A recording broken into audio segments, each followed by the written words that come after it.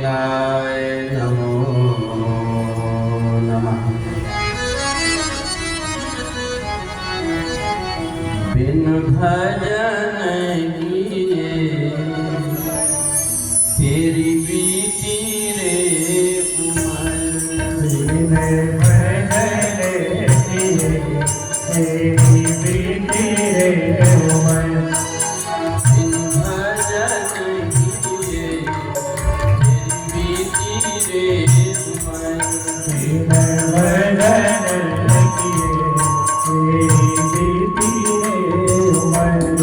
जिसने नर्तन दिया उसकी भूली रे खबर। जिसने नर्तन दिया उसकी भूली रे खबर। तेरी बीती रे उमर। बिन भजन किए तेरी बीती रे उमर।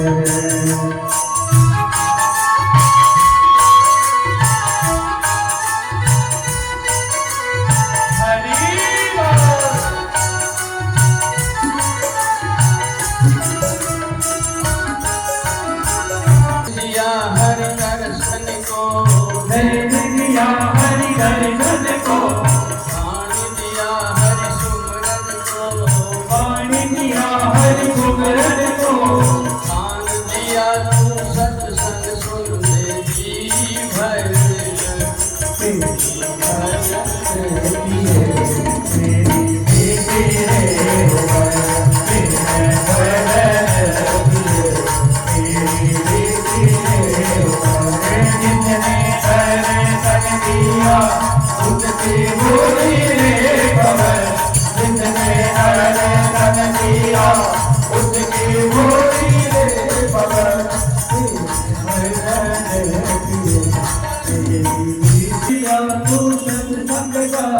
खैर दिया तू सत्संग जा। दिया तू सत्संग का। जीवन सफल बनाएगा। जीवन सफल बनाएगा। मनमोहन का तू बन जा वो बने हम सफल।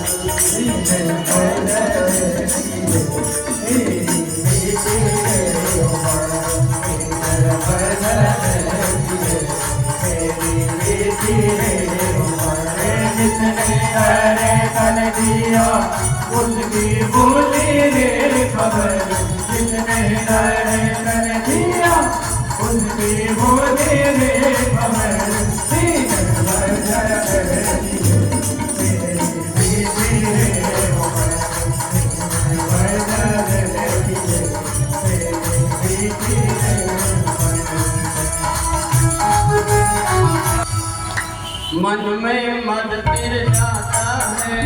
मन में मन मिल जाता है। भूला तू अपना वादा है। भूला तू अपना वादा है। मन में मन फिर जाता है।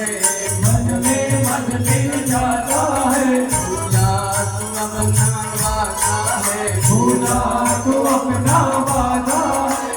काल करूँगा नहीं कह करके काल खड़ा कर। बिन भजन किए तेरी बीती रे उमर। बिन भजन किए तेरी बीती रे उमर। जिसने दर्शन दिया उसकी बोली रे खबर। जिसने दर्शन दिया उसकी बोली रे खबर। बिन भजन किए तेरी बीती रे उमर। तेरी बीती रे उमर। तेरी बीती रे उमर। तेरी बीती रे उमर।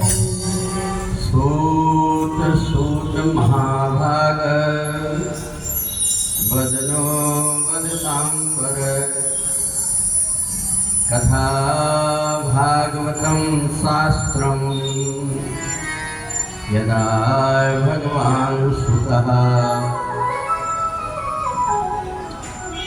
भगवान श्री कृष्ण के पावन जन्मोत्सव के उपलक्ष्य में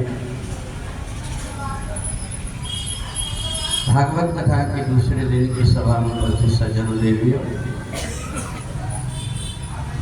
कल हमने भागवत जी का महात्म सुना था कि अगर कोई स्वाध्यायी वक्ता भागवत जी की कथा भक्तों को सुनाता है तो उसके विचार की अशुद्धियां दूर हो जाती है, मन पवित्र हो जाता है। और जब तक वक्ता का मन पवित्र नहीं होता तब तक श्रोताओं के ऊपर उसका प्रभाव नहीं पड़ता। जब वक्ता का ध्यान भगवान पर रहता है तो भक्तों का कल्याण होता है, और जब वक्ता का ध्यान पैसा पर होता है तो श्रोता और वक्ता किसी का भी कल्याण नहीं होता। जब सूत जी ने शौनकादि ऋषियों को बताया कि ऐसा वक्ता कौन मिलेगा, उसी समय भगवान शंकर को चिंता हो गई कि कलयुग में मनुष्य अपने स्वार्थ के लिए कथा को जीवन यापन का साधन बनाएंगे। इसलिए भगवान भोलेनाथ को चिंता हो गई। एक दिन माता लक्ष्मी के पास में गए, वहाँ जाकर के देखा माता लक्ष्मी के पास में जो तोता था, जब भगवान का नाम लेता था तो उसकी आंख से आंसू बहते थे। भगवान शंकर ने सोच लिया कलयुग में किसी को वक्ता बना करके मैं भेजूंगा। और उस समय भगवान शंकर के मन में प्रेरणा आई कि माता लक्ष्मी और भगवान विष्णु की जिसने दिनचर्या देखा, भगवान नारायण के साथ में रहा है, भगवान के चरित्रों को, भगवान के स्वभाव को जो जानता, ऐसा वक्ता जिसने की आंख से देखा है परमात्मा के चरित्र को, और वो अगर भक्तों को कथा सुनाएगा तो निश्चित रूप से उनका कल्याण होगा। और इसलिए भगवान शंकर ने मन में ही नारायण से प्रार्थना किया कि आपका जो तोता ये पृथ्वी लोक में अवतार लेकर के भगवान की कथा को श्रवण कराए। भगवान तो अपने भक्तों के मन की जानते हैं। भगवान नारायण ने ऐसी लीला किया, भगवान को जब कुछ करना रहता है तो वो नारद जी को प्रेरणा देते। नारद जी माता पार्वती के पास में है और माता पार्वती से पूछते हैं, माँ आपने कभी विचार किया है कि भगवान शंकर हमेशा अकेले में क्यों बैठे हैं? माता पार्वती ने कहा कि वो तो ध्यानी है, योग में मस्त रहते हैं। बोले नहीं, एक बात और। माता पार्वती ने कहा क्या बात? बोले देखो माता जी, मैं आपको बताऊंगा तो सुनकर के आपको दुख लगेगा। भगवान शंकर आपसे ज्यादा उनके गलों में जो मुंडों की माला है उनको ज्यादा प्रेम कर। माता पार्वती का ऐसा क्यों? बोले ये जो मुंडों की माला है ये आपसे पहले भगवान शंकर की पत्नियां थी, उनकी अभी याद नहीं भूले भोले बाबा, और आपसे ज्यादा प्रेम उनको करते। माता पार्वती ने देखा भगवान शंकर जब ध्यान से उठे तो ध्यान से उठ करके अपने मुंडों की माला को लेकर के चूमते हैं और सिर पर रखते हैं। माता पार्वती समझ गई कि नारद जी ने ठीक बताया, मेरे को तो कभी ऐसा चुम्बन नहीं किया और ये मुंडों को ऐसा चुम्बन करते हैं। अब तो माता पार्वती को आग लगा। भगवान शंकर जैसे ही ध्यान से उठ करके पार्वती के पास गए, माता पार्वती दौड़ करके गई और मुंडों की माला को तोड़। भगवान शंकर ने कहा देवी ये क्या किया तुमने? कहा आज तक कि मेरे को पता नहीं था कि ये मुंड की माला तुम्हारे गले में जो पड़ी है मेरी सौत, और नहीं तो इनके पहले ही मैं उनको तोड़ करके फेंक देती। भगवान भगवान शंकर ने कहा देवी तुम्हें भ्रम हो गया है, ये तुम्हारे सौतों की मुंडों की माला नहीं है, ये तो तुम्हारे ही मुंडों की माला। ये जो देख रही हो ना ये माला अभी जिससे खून बह रहा है, अभी अभी तुम्हारा जन्म हुआ था। प्रथम दक्ष ग्रह तव अवतारा और सती नाम तव रहा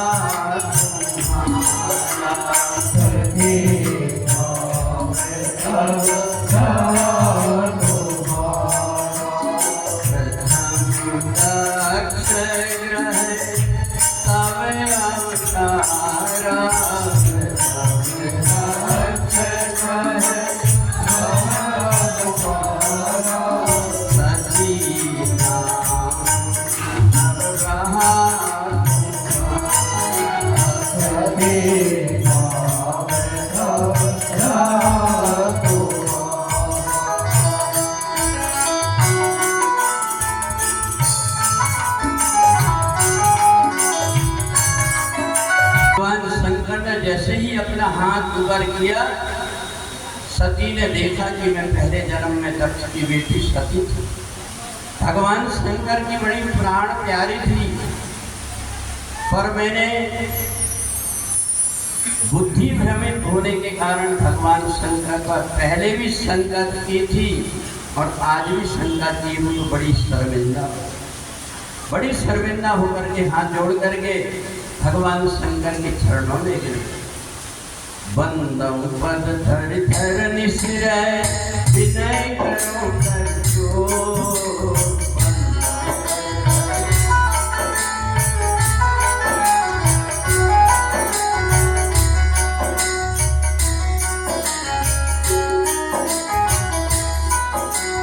बंदम रघुपति भजय कमल विनय करो कर जोर।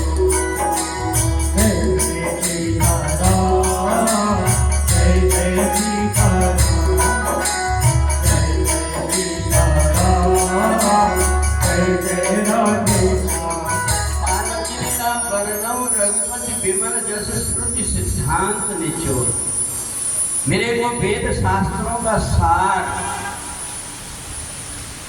वो भगवान के चरित्र सुनाइए कि हमारी बुद्धि भ्रमित क्यों हो जाए।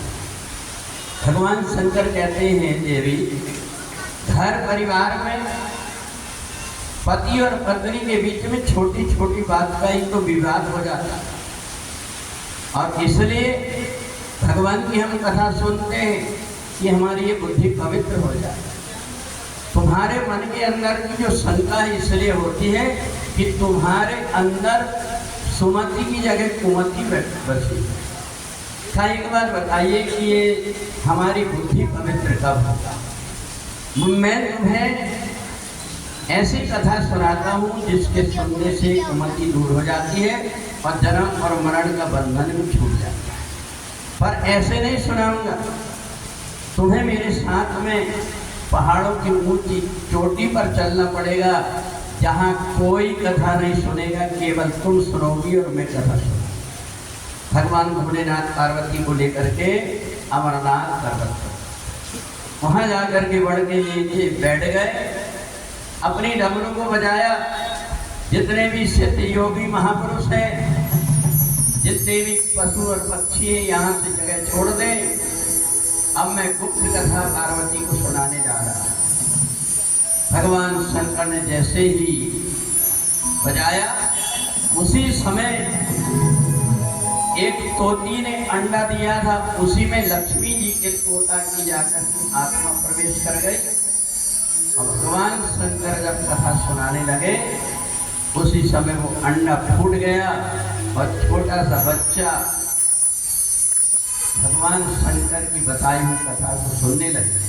पार्वती जी का मन कथा में नहीं था, इसलिए पार्वती जी को तो नींद आ गई।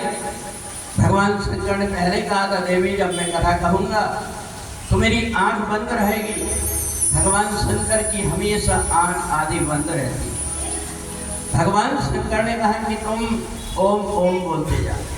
पार्वती जी ने थोड़ी देर तो ओम ओम बोला, पर जैसे ही आत्मा की कथा सुनाने लगे भगवान भोलेनाथ, न जायते मृते वा कदाचिन नायं भूत्वा भविता वा न भूयात् अजोपि सन्नव्य आत्मा। ये देवी, ये जो आत्मा है ये जन्म और मरण से परे है, इसका एक रूप है सच्चित आनंद। तेरा सच्चित आनंद रूप कोई कोई जाने, तेरा सच्चित आनंद रूप कोई कोई जाने, तेरा सच्चित आनंद रूप कोई कोई जाने, तेरा सच्चित आनंद रूप कोई कोई जाने।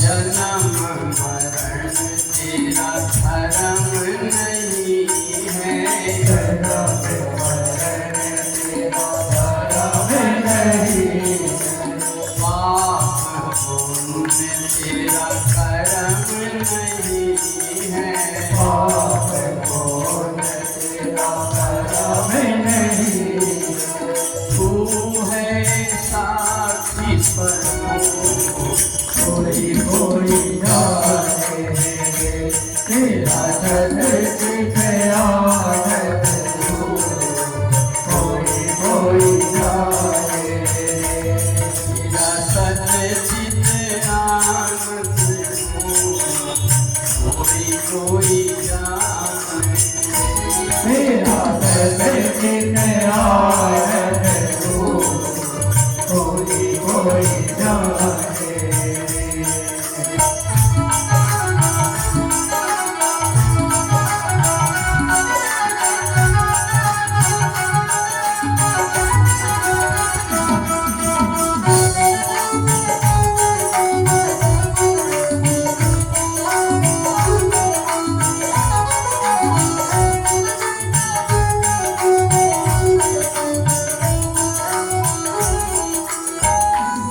भगवान शंकर कोई राजा रानी की कथा नहीं सुना रहे। राजा रानी की कथा अगर सुनाओ तो व्यक्ति को लगता है कि कौन राजा कौन रानी करके बड़े इंटरेस्ट से सुनते हैं, पर भगवान शंकर आत्मा की बात सुनाने लगे। आत्मा क्या है और परमात्मा क्या है। तो पार्वती जी की समझ में नहीं आई। पार्वती जी बगल में ही पेड़ से टिक करके और आराम से सो। तोता ने सोचा कि अगर ओम ओम की आवाज बंद हो जाएगी तो कथा भी बंद हो जाएगी। तो पार्वती जी जब सो गई तो तोता ओम ओम ओम बोले। जैसे ही तोता ओम ओम बोल करके कथा सुनने लगा, आंख से आंसू बह रहे और पक्षी होकर के भगवान भोलेनाथ के माध्यम से कथा सुनने को मिली। अपने आप को बड़ा सौभाग्यशाली सोचा। अब तो जैसे ही कथा पूरी हुई, भगवान भोलेनाथ ने कहा, देवी ये जीवात्मा बाहर परमात्मा को ढूंढता है, पर उसको ये पता नहीं है कि साईं तेरा तुझ में ज्यों पुष्पन में वास। परमात्मा बाहर अगर तुम आंख खोल करके ढूंढोगे तो परमात्मा नहीं मिलेगा, क्योंकि परमात्मा अपने हृदय के अंदर रहता है। भगवान की जो मूर्ति है, हम इनको केवल परमात्मा मान लेते हैं, परंतु जैसा आपको पता है गणित का जब सवाल हल करना रहता है, अपन मानते हैं कि मान लो कि मूलधन 100 रुपया है, हम मान लेते हैं और उसके माध्यम से सवाल हल कर लेते हैं। ऐसे भगवान की जो मूर्तियां हैं, ये सूत्र है भगवान तक पहुंचने का। और भगवान को जब हम खोजते हैं तो वो हमारी आत्मा के अंदर है। भगवान के मंदिर में जो मूर्ति बैठी हुई है, उन मूर्तियों को तो कोई कलाकार ने हम जैसे ने बनाया है, परंतु ये जो हम सब बैठे हुए हैं ये परमात्मा की बनाई हुई मूर्ति और इसके अंदर प्रत्यक्ष चमत्कार है। ये जड़ तत्व है, 5 तत्व का क्षिति जल पावक गगन समीरा, 5 तत्व का अधम शरीर है, पर इसमें रह करके जीवात्मा आंख से देखने की शक्ति दे रहा, कान से सुनने की शक्ति दे रहा। आदमी जब मरा पड़ा रहता है तो पूरा शरीर रहता है, केवल आत्मा नहीं रहती, वरना वो तो देख सकता है ना सुन सकता है। तो ये जो शरीर के अंदर की आत्मा है, सब तरफ संसार में तुम भटक करके सबकी सोचते हो। एक आध बार अपनी भी तो बैठ करके 5 मिनट दिन में सोच लो कि ये आत्मा से मैं अपनी बात कर लूँ। जो आत्मा की तरफ पहुंच जाता है उसको आत्म साक्षात्कार हो जाता है और उसको वास्तविक ज्ञान हो जाता है। परंतु हम बाहर परमात्मा को खोजते, तो इसलिए जब कथा पूरी हुई तो भगवान भोलेनाथ ने जयकारा लगा, बोलिए सच्चिदानंद भगवान की जय। जो देखा शंकर जी ने तो पार्वती जी तो घुर्राटा मार करके सो रही। अरे देखो, कथा में सोने की परंपरा आज की नहीं, ये पहले से ही लोग सोते रहे। अगर कोई कथा में सोता है तो उसको डिस्टर्ब मत करो, उसको सोने दो। कम से कम गोली खा करके आदमी को नींद नहीं आती तो कथा में बैठ करके सो तो ले, कम चैन से कम तो सो भी। तो इसलिए पहले से ही परंपरा चली आ रही है।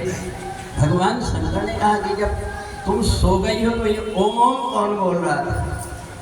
इतने में आंसू की बूंद शंकर जी के ऊपर जो देखा तो वो तोता। भगवान शंकर को क्रोध तो आया कि मैं कथा कह रहा और तुम मेरे से ऊपर बैठ करके कथा सुन रहे, जबकि रीति ये है वक्ता से नीचे बैठ करके कथा श्रोता सुनता है, तुमने ऊपर सुना है। भगवान शंकर को क्रोध आया, वो तोता आकर के चरणों में गिर गया। भगवान भोलेनाथ ने कहा कि देखो, तुमने कथा सुना है, अब तुम्हें दक्षिणा देना पड़ेगा।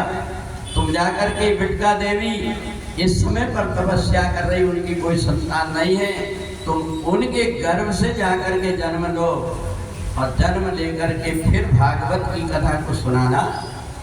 तो ये जब तोता जब बिटका देवी के गर्भ में गया तो 12 साल तक के भूल गया कि मेरे को जन्म लेना है, क्योंकि ये तो आत्म साक्षात्कार उसको हो गया। न जन्म का बंधन था, न मृत्यु का बंधन। भगवान कन्हैया को आना पड़ा।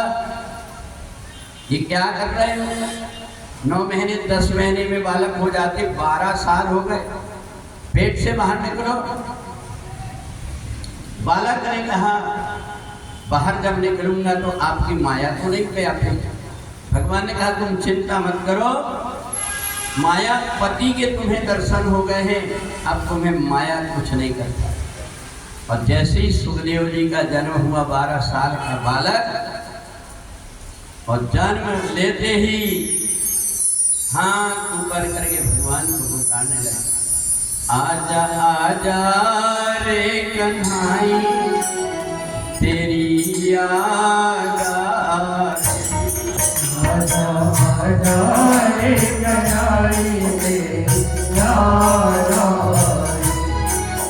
आजा आजा रे कन्हाई तेरी याद आजा आजा रे कन्हाई तेरी याद तेरी याद आई रे कान्हा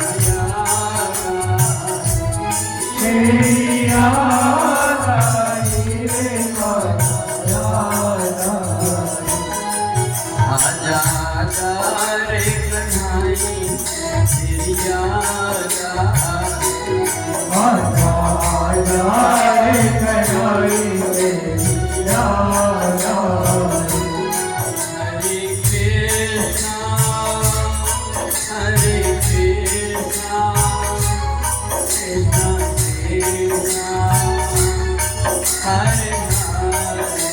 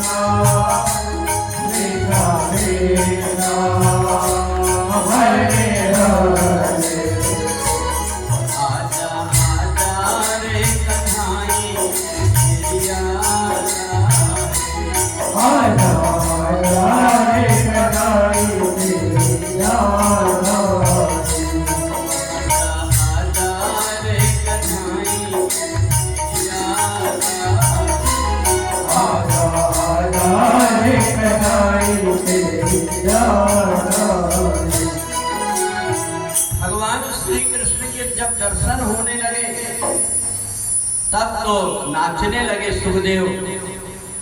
माँ गौड़ी एक बार मेरे बेटे को गोद में तो ले लूं, कितना प्यारा बेटा है मेरा।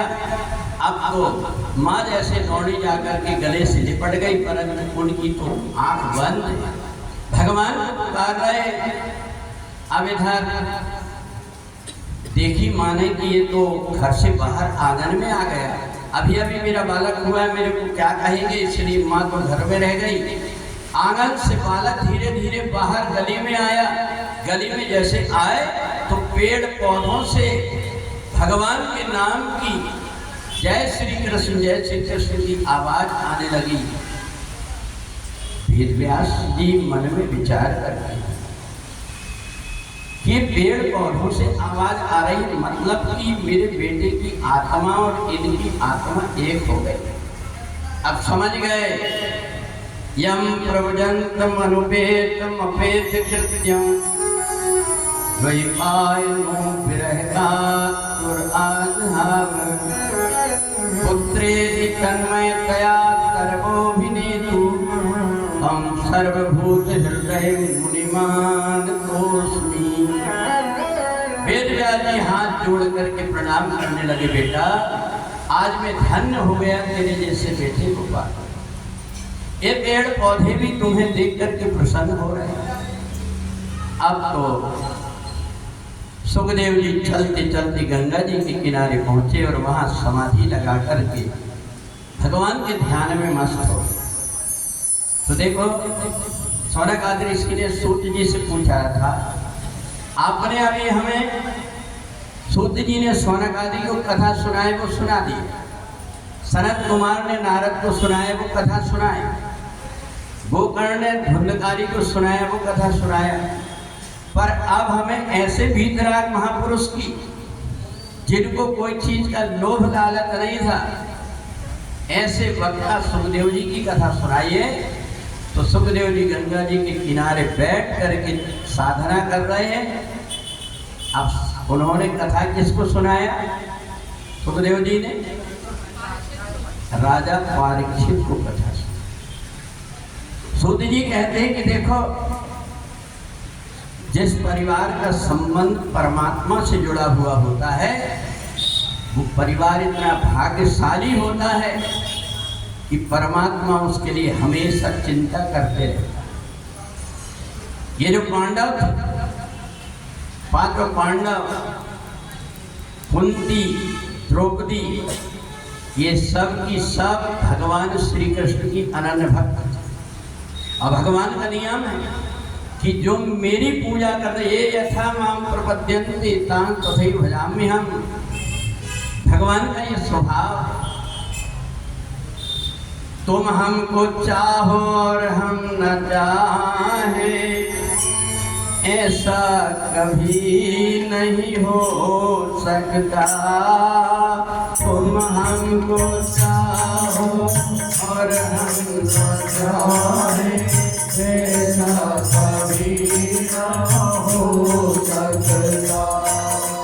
पिता अपने बालक से बिछड़ कर सुख से कभी नहीं रह सकता। पिता अपने बालक से बिछड़ कर सुख से कभी न हो सकता। हरि नाम न भुलाना मन से, नाम लेने में बड़ा उपकार है। सारी दुनिया बनाई भगवान ने, हरि भजनो तो मेरा हाल है। नाम भुलाना होते, नाम लेने में बड़ा उपकार है। सारी दुनिया बनाई भगवान ने, हरि भजनो तो मेरा हाल है।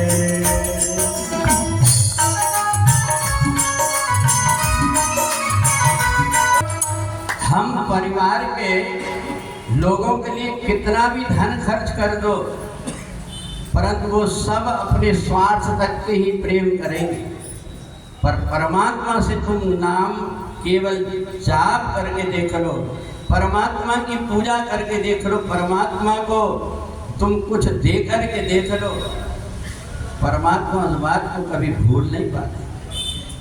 द्रौपदी ने केवल एक टुकड़ा कपड़े का भगवान की उंगली में बांधा था। भगवान ने जब विपत्ति का समय आया, हजारों साड़ियां दे दी। अपने परिवार के लिए जितना भी धन तुम खर्च कर दो, परिवार का सदस्य तुम्हारे कब काम आएगा कोई ठिकाना नहीं है। पर परमात्मा के लिए जो कुछ तुमने किया है, एक ना एक दिन मुसीबत में कई गुना होकर के वो तुमको देगा। ये परमात्मा का स्वभाव होता है। आज जब देखा भगवान ने कि पांडवों के ऊपर बड़ी विपत्ति पड़ रही, ये दो भाई थे कौरव और पांडव, जब दुर्योधन का जन्म हुआ तो जिसकी बुद्धि भ्रष्ट होती है वो कमाना नहीं चाहता, दूसरों का छीनना चाहता। दुर्योधन सोचता था ये पांडवों की इतनी जय जयकार हो रही है और हर कोई मेरे को गाली देता है, बात क्या है? करनी करे तो क्यों डरे, कर करनी पछताए, बोए पेड़ बमूर का तो आम कहाँ से पाए। जो जैसी करनी करता है उसको तो फल वैसा भोगना पड़ता।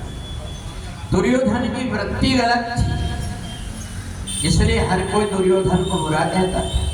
और आज की बात रही, ये खानदानी थी।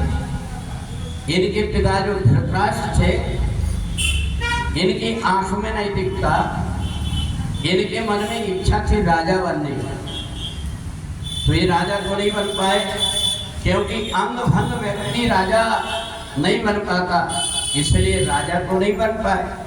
अपने बेटों से सोचा कि शायद मेरे बेटों को राजपद मिल जाए। गांधारी से विवाह हुआ, बहुत कोशिश किए, बहुत दिन तक के कोई संतानें नहीं हुई।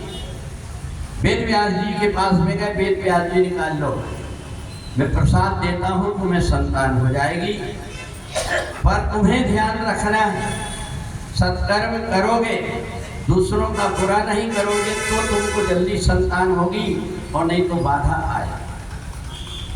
अब प्रसाद को दे दिया, पर गांधारी को अभिमान था कि मैं महारानी हूं करके अभिमान था। इधर कुंती और माद्री दोनों ने देखा हमारे अब परिवार में कोई नहीं है, तो कुंती को एक मंत्र दिया था दुर्वासा जी, कहा था बेटी ये काम करना, जब भी विपत्ति पड़े ये मंत्र का प्रयोग करना, ये काम आए। तो उन्हें क्या की कि जब शादी नहीं हुई थी तब वो मंत्र का प्रयोग सूर्य भगवान पर कर दिया, आवाहन कर दिया। सूर्य भगवान आ गए, कहे बताओ क्या प्रसाद करें? कहे नहीं, मैं तो गुरुजी ने जो मंत्र दिया था मैं देख रही थी कि वो ठीक है कि नहीं, अब तो मैं प्रणाम करती हूँ। जाओ। सूर्य देव ने कहा कि मैं निशानी लेकर के जा रहा हूँ, तुम्हें एक ऐसी संतान होगी जो कि बल और पौरुष में उसकी बराबरी कोई नहीं कर पाएगा। कुंती ने कही महाराज मैं शादी नहीं है मेरे को संतान दोगे तो कलंक लगेगा। सूर्य भगवान ने कहा तुम चिंता मत करो, ये तुम्हारे कान से पैदा हुआ, और कान से जो संतान पैदा हुई उसका नाम था धारण। परंतु कुंती ने सोचा कि समाज को क्या बताऊंगी, तो गंगा जी ने उसको बहा दिया, उसको एक सूत जाति के व्यक्ति ने पाल पोस करके बड़ा किया। आज कुंती को याद आया गुरुजी का, और उनने गुरुजी का ध्यान किया।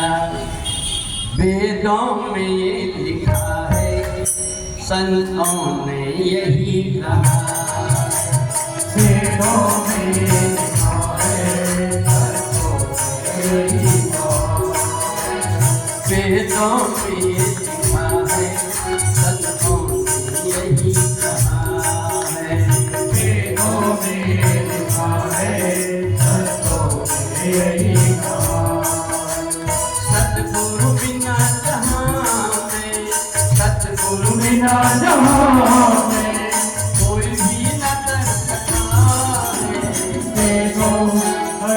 वेदों में ये लिखा है, संतों में ये लिखा है, वेदों में ये लिखा है, संतों में ये लिखा है। मसीह सतगुरु धरती पे आए, बन के मसीह सतगुरु धरती पे आज आए। यह रूप है प्रभु का बिरला समझ पाए। यह रूप है प्रभु का बिरला समझ पाए। रहमती वीर दाता आपका, रहमते मेरे दाता होगी सदा सहाय है। रहमते मेरे दाता होगी सदा सहाय।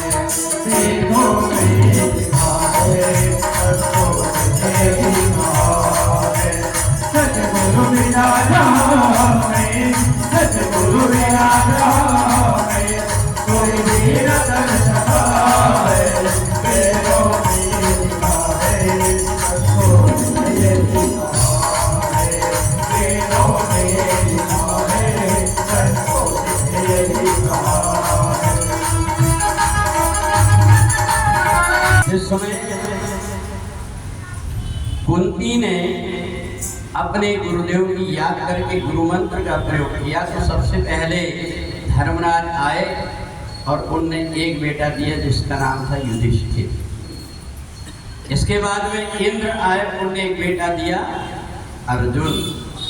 और जब वायु देवता आए उनने एक बेटा दिया भीम। इतने में कुंती की बहन माद्री ने चरण पकड़ी, बहन मेरे ऊपर भी कृपा कर दे कि मेरी गोद भर जाए। अश्वनी कुमार को बुलाया, उससे दो बेटे हुए नकुल और अब तो दासियों को पता लगा क्या हुआ, बोले 5-5 बेटे हुए।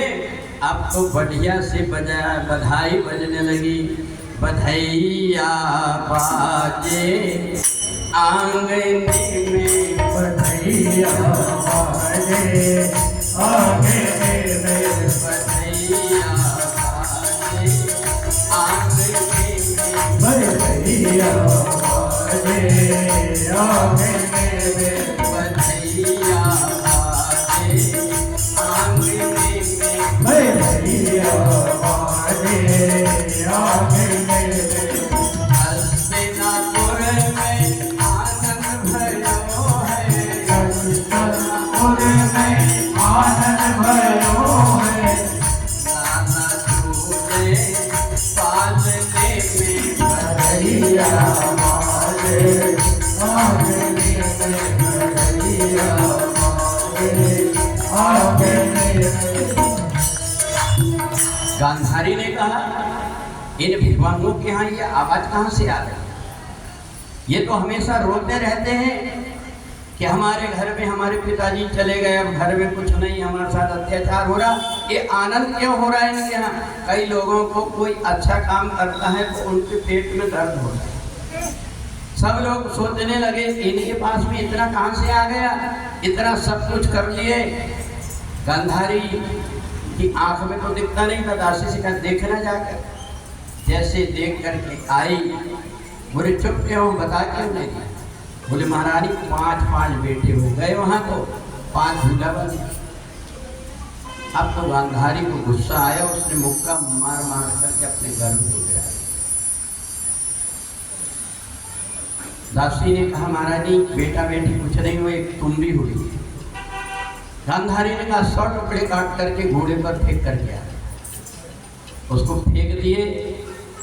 इतने में वेदव्यास आए, कहा ये तुमने बड़ा अनर्थ किया, कहाँ टुकड़े? बोले वो घोड़े में पड़े। उन्हें 100 कुंड बना करके घी के और महामृत्युंजय की मंत्र बोल करके जीवित कर दिया तो 100 और पर देखे बर में को गुणी पुत्रो न जा मूर्ख शतान्यपि। घर में बेटा एक हो, माता पिता की आज्ञाकारी, उसके बराबर 100 पुत्र कोई काम के नहीं। आज 5 पांडव देवताओं के अंश से उत्पन्न हुए थे, इसलिए परमात्मा की भक्ति में लग गए और दुर्योधन अत्याचार और अनाचार करने के लिए, इसने बहुत अत्याचार किया। पांचों पांडवों को मारने के लिए लाक्षागृह में जला करके मारने की कोशिश किया, परंतु पता है परमात्मा के चरणों से अगर जुड़ जाओ तो परमात्मा अपने भक्तों की कोई ना कोई रूप से रक्षा करते हैं।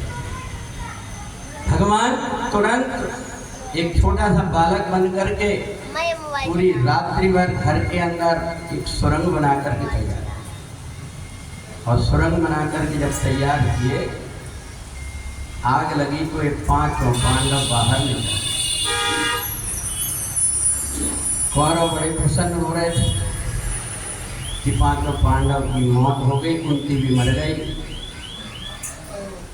अब तो आनंद का उत्सव हो रहा है इधर दुर्योधन के यहाँ, पर ये पांचों पांडव पहुंच गए जंगल। जगत में जिसका जगत पिता जगत में जिसका जगत पिता रखवाला, जगत में जिसका जगत पिता जगत में जिसका जगत पिता रखवाला, उसे मारने वाला हमसे उसे मारने वाला हमने कोई नहीं निहारा। जगत में जिसका जगत पिता रखवाला, जगत में जिसका जगत पिता रखवाला। सच्चिदानंद भगवान की। इधर पांचों पांडव जब जंगल में पहुंचे तो विदुर को चिंता हो गई। विदुर ने कहा एक काम करो कि तुम ऐसा करो कि अपना भेष बदल लो।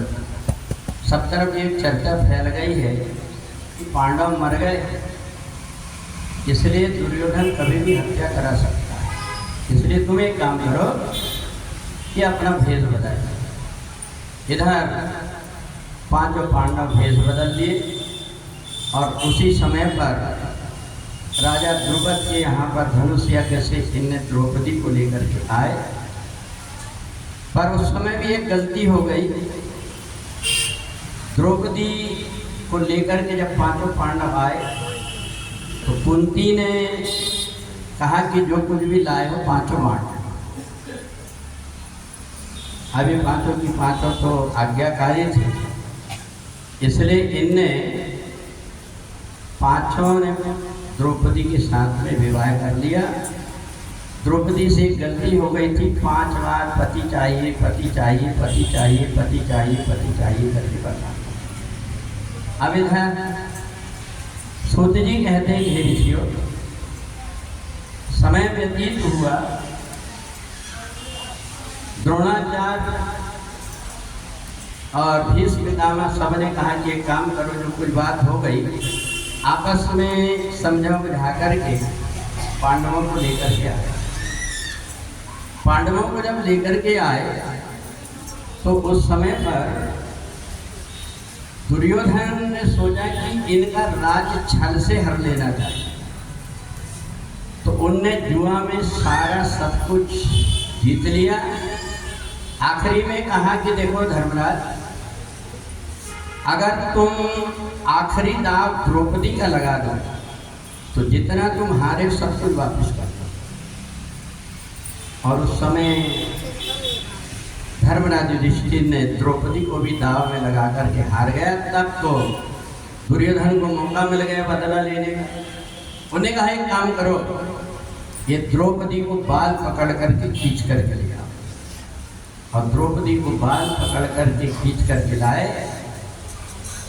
द्रौपदी ने देखा द्रोणाचार्य जी की तरफ, फिर पितामह की तरफ, तो सबकी सब आंख नीचे करके बैठे। अब तो उनको याद आई भगवान श्याम सुंदर की अब भगवान श्याम सुंदर को पुकारा। द्रौपदी ने कहा श्याम भैया मेरे, बात तुमसे छिपाने से क्या फायदा, बात तुमसे छुपाने से क्या फायदा।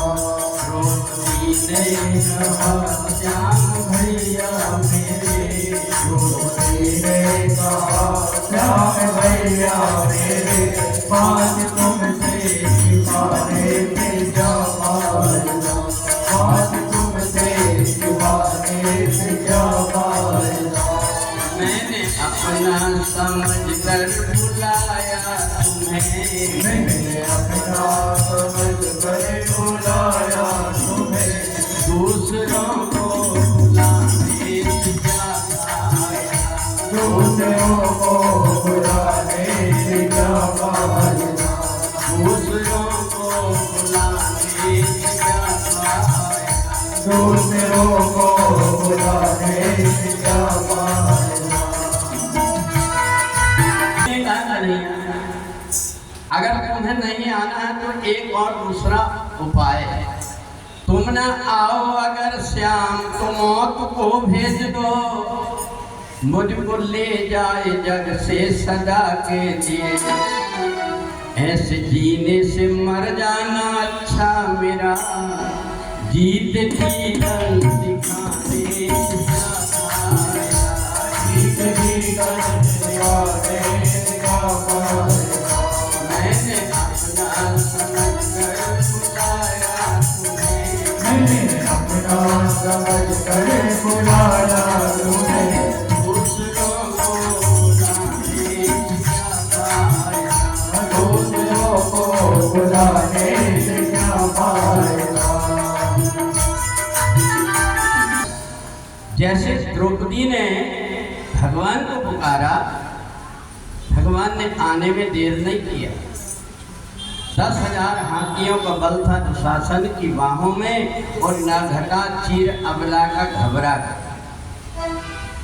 तो देखो दुष्ट व्यक्ति सज्जनों को बहुत सताने की कोशिश करता है, परंतु उसको ये नहीं पता है कि मैं अपनी कब्र खोद रहा हूं, क्योंकि भक्तों की रक्षा तो हमेशा भगवान करते हैं। दुर्वासा ऋषि को नहीं छोड़ा, अम्बरीश के ऊपर जब से क्रोध किया दुर्वासा ने, भगवान ने सुदर्शन चक्र पीछे छोड़ दिया। दुर्वासा जैसे महात्मा को भी अपनी गलती का अनुभव हुआ कि भक्तों का कभी भी, भगवान कहते हैं मेरा कितना भी अपराध कर दो तुम, मेरे को कोई दिक्कत नहीं, पर जो अपराध भगत कर करही राम रोष पावक सुन। अगर मेरे भक्तों को किसी ने सताया तो मैं कभी उसको क्षमा नहीं कर सकता, और इसलिए परमात्मा की भक्ति में जो लगा रहता है, परमात्मा का हर समय उनके तरफ ध्यान बना रहता है। इसलिए पांडवों के ऊपर इतनी विपत्ति आई, पर इन्हें परमात्मा को छोड़ा नहीं। और जीवन में जब कभी परेशानी आती, कठिनाई आती है ना, तो ये समझ लो हमारी परीक्षा हो।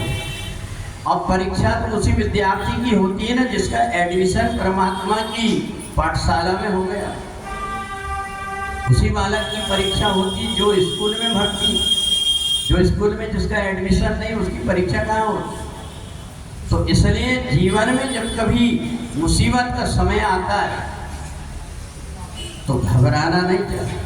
पांडवों ने सब प्रकार की मुसीबत में आखिरी में समझौता करके और सारा धन जो कुछ भी हारा था धर्मराज वापिस कर दिए। अब जब ये जाने लगे तो दुर्योधन ने कहा कि देखो तुम मेरे एहसान में हो, मैंने तुम्हें जीतने के बाद में भी छोड़ दिया, तुम मेरे गुलाम रहोगे जीवन भर। अगर तुम इस गुलामी से मुक्त होना चाहते हो तो चुपचाप मेरे साथ में एक बार और जुआ खेल। तो जुआ खेलने वाले और शराब पीने वाले की जो बुद्धि होती है वो भ्रमित रहती है। वो सोचता है कि चलो कम से कम अब मैं जीत जाऊं, बोले शर्त क्या रहेगी? बोले आप शर्त पैसे दे की नहीं रहेगी। अगर मैं हार जाऊंगा तो 12 साल मैं जंगल में रहूंगा और तुम हार जाओगे तो 12 साल जंगल में तुम रहे। उसमें भी एक शर्त, 12 साल जब पूरा हो जाएगा तो 1 वर्ष का अज्ञातवास रहेगा। तुम्हें ढूंढेंगे, अगर तुम मिल गए तो 12 साल के लिए फिर से जाना।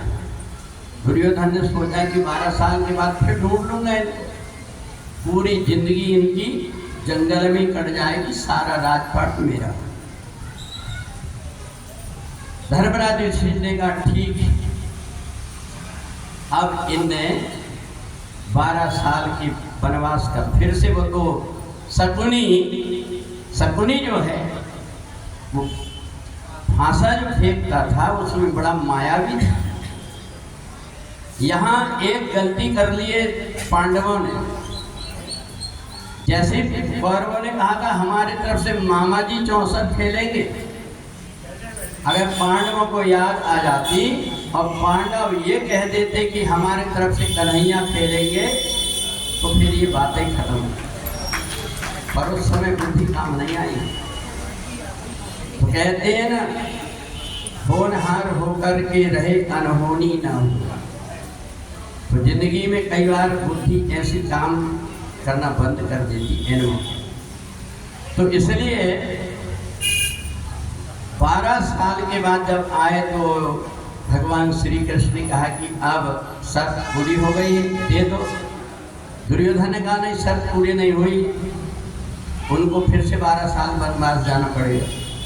भगवान ने कहा कि देखो तुम एक काम करो, केवल 5 गांव दे दो उनको। दुर्योधन ने कहा सुनो, एक सुई की नोक के बराबर भी है। भगवान ने कहा तब तो युद्ध हो।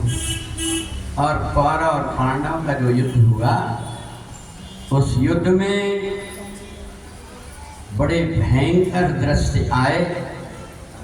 अभिमन्यु को सबने घेर करके मार डाला। इतना अत्याचार किए बड़े बड़े महारथियों ने। भगवान ने सोचा कि अब मेरे को भी कोई माया रचना पड़ेगा। इधर भीष्म पितामह ने प्रतिज्ञा कर लिया, मेरी सेना के इतने सारे लोग मर गए, पांडवों में से 5 में से एक भी नहीं मरा, इसलिए मैं भी संकल्प करता हूँ गंगा पुत्र, कल सूर्य अस्त के पहले 5 में से कोई ना कोई पांडवों को मारूंगा और नहीं तो अपने धराशायी हो जाए। भगवान को चिंता हो। आधी रात में भगवान पहुंच गए द्रौपदी के पास। बोले द्रौपदी तुम्हें पता है भीष्म पितामह ने तो प्रतिज्ञा किया है। बोले भैया ऐसे हजारों भीष्म पितामह प्रतिज्ञा कर ले, मेरे कन्हैया के आगे टिक नहीं पाए। कहा बहन आज तुम मेरी मदद करो, तुम्हारी एक आध कोई पुरानी साड़ी मेरे को पहना।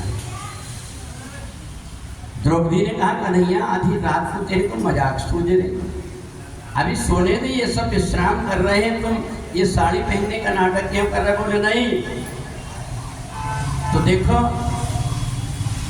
अपने भक्तों के लिए भगवान को क्या नहीं करना पड़ता। आज द्रौपदी की साड़ी पहनी, साड़ी पहन करके भगवान ने घूंघट डाल करके खड़े हो गए। सूत जी कहते हैं ऋषियों, कन्हैया तो देखो अपने भक्तों के लिए क्या क्या नहीं करते। नाना भांति अरे नचायो भक्तों ने प्रभु को, नाना भांति नचायो भक्तों ने प्रभु को, नाना नचायो भक्तों ने प्रभु को, नाना भांति नचायो भक्तों ने प्रभु को, नाना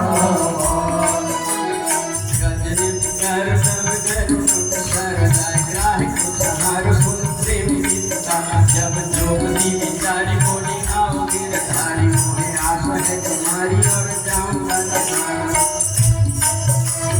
छोड़ मिठाई दुर्योधन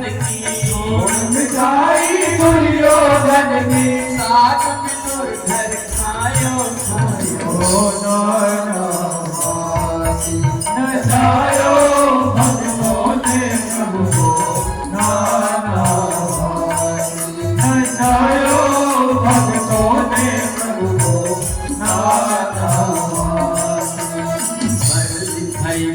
को गलाने करती निरंजन मेरी माया पहचानी नाम देव ने पुकारे बाके छपर छवाए भेष मोहिनी बनायो लियो अमृत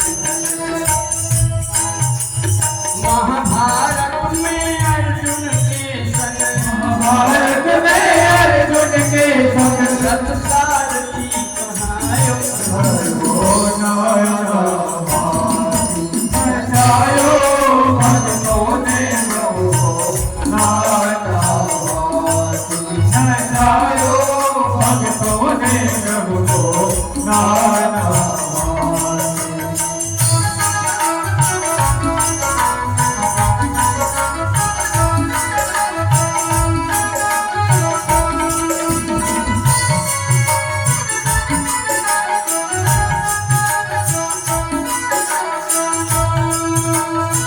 भगवान की लीला एक नहीं कही है कहीं शस्त्र में उठाऊं रण छोड़ भग जाऊं प्रतिज्ञा बताऊं कहीं भीख मांग जाऊं देश ब्राह्मण दरबार जाए पहुंचूं भजवा तीन पैरों में तीनों लोग नाम योधाए भगवान ने अपने भक्तों के लिए इतने सारे काम किए पर उनका परिचय क्या है भगवान से पूछा आपका परिचय क्या है भगवान कहते मैं मीरा को गोपाल गिरधारी नंदलाल गोपाल दास तुलसी राम लक्ष्मी को भर तार तारों में जन गोसार नंद को कुमार सूरदास जी को श्याम सोई वृषभान कुलारी ने कोई वृषभान कुलारी रे दास बनायो नचायो भक्तों ने प्रभु को नचायो भक्तों ने प्रभु को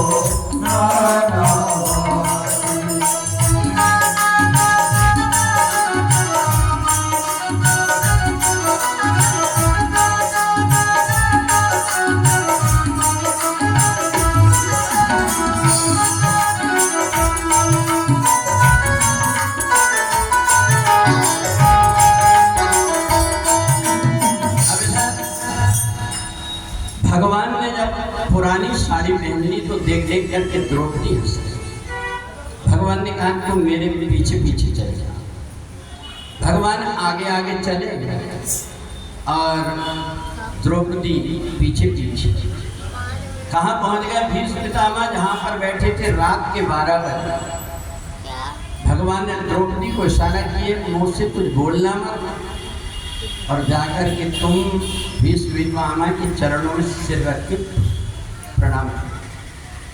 अब द्रौपदी गई और जैसे प्रणाम किया तो समय कौन सा था अर्धरात्रि का समय था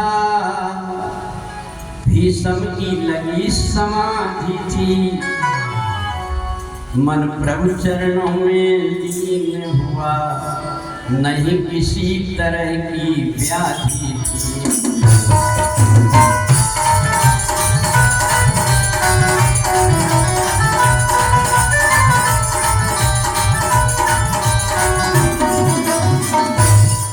द्रौपदी ने जाकर के आधी रात को 12 बजे भीष्म पितामह के चरणों में सिर रखी भीष्म पितामह की आंख बंद थे आशीर्वाद दिया सौभाग्यवती भव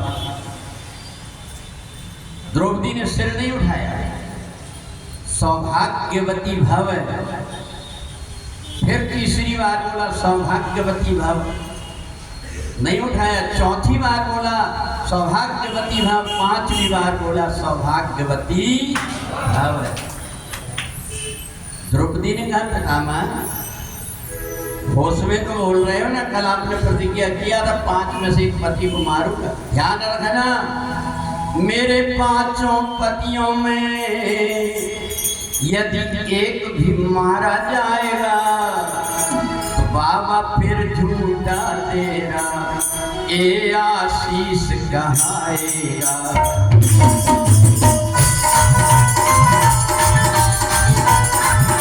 अब आया होश पितामह को,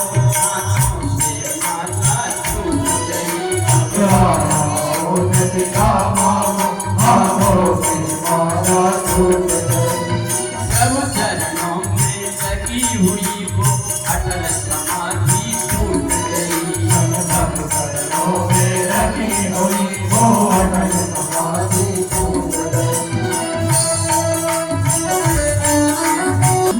इस दामन में ये पांचों पति वाली द्रौपदी आधी रात में कैसी आई? कहा बेटी एक बात बता, किसके साथ आ रही? तो द्रौपदी ने धीरे से पीछे लौट के देखा। भीष्म पितामह ने देखा कि कोई खड़ा है दरवाजे। भीष्म पितामह ने देखा तो ड्योढ़ी का दृश्य निराला था और दासी का भेष बना करके वो तो खड़ा बांसुरी।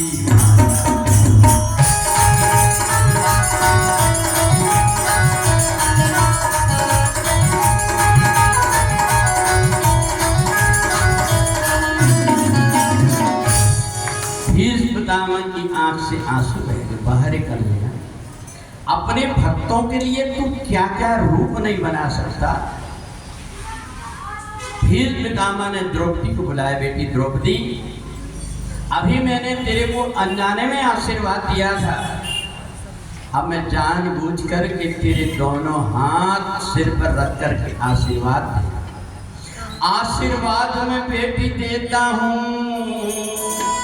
जाओ अब विजय तुम्हारी है और पतियों का बाल न बांका हो जब रक्षा का कृष्ण मोटा।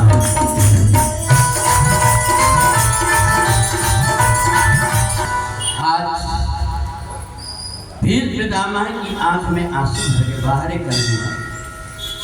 मेरे को बुढ़ापे में तूने छल लिया, मैंने तो प्रतिज्ञा किया था, मेरी प्रतिज्ञा भी तूने तोड़ दिया। अब तो भीष्म पितामह समझ गए कि मेरी मौत का समय आ गया। भीष्म पितामह दूसरे दिन सरसैया पर पड़ गए। महाभारत का ये युद्ध समाप्त हुआ। दुर्योधन की जान कट गई